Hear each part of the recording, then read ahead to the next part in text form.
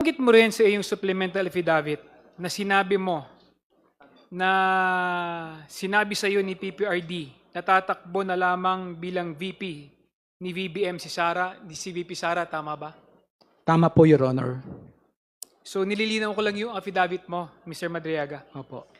Sinabi mo din na nabanggit ni PRRD na nag-meeting sila ni BBM para pag-usapan ang posibleng alyansa sa 2022 national elections. At dito na pagdesisyonan ni VP Sara na tatakbo na laban siyang Vice President. Tama ba? Tama po, Your Honor. Okay.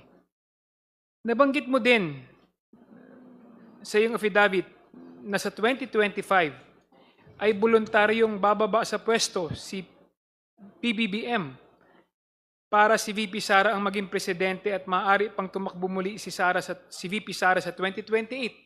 Tama ba? Sinabi mo ba ito? Opo, yun po yung pagkakasabi sa akin ni former President Rodrigo Duterte.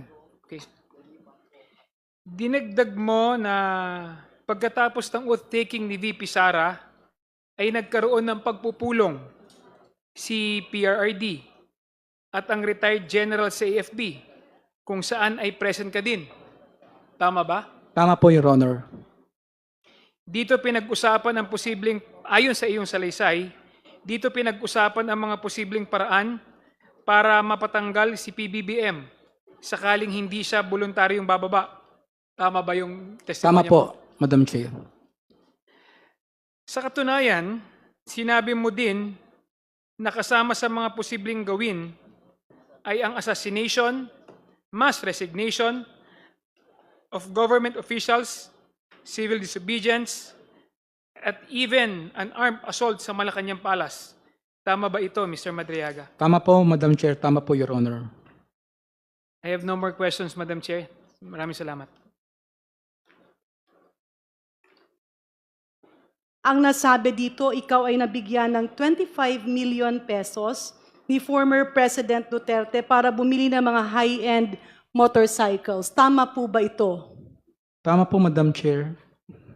Tama po, Your Honor. Nakasaad din sa iyong sinumpaang salaysay na ikaw ay bumili ng iba't ibang klaseng mga motor, kagaya ng Harley-Davidson motorcycles at Ducati at kung ano pang mga high-end motorcycles.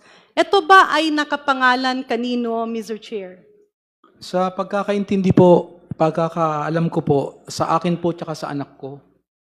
So ang mga motor na ito ay nakapangalan sa iyo at nakapangalan sa anak mo at ang ginamit mo para ipambili dito ay ang 25 million pesos na sinasabi mong binigay sa iyo ni Pangulong Duterte. Tama po ba? Tama po, Madam Chair. Tama po, Your Honor.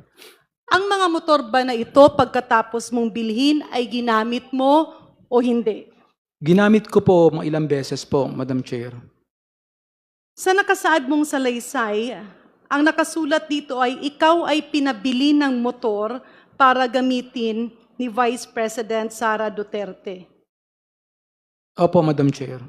So ibig sabihin, nabigyan ka ng pera, binili mo, at ginagamit mo jointly with the Vice President, or ikaw yung unang gumamit at pinagamit mo? Ano po ba ang context? Honorable Garin, I have to prevent that question I because that submit- is outside the supplemental affidavit already.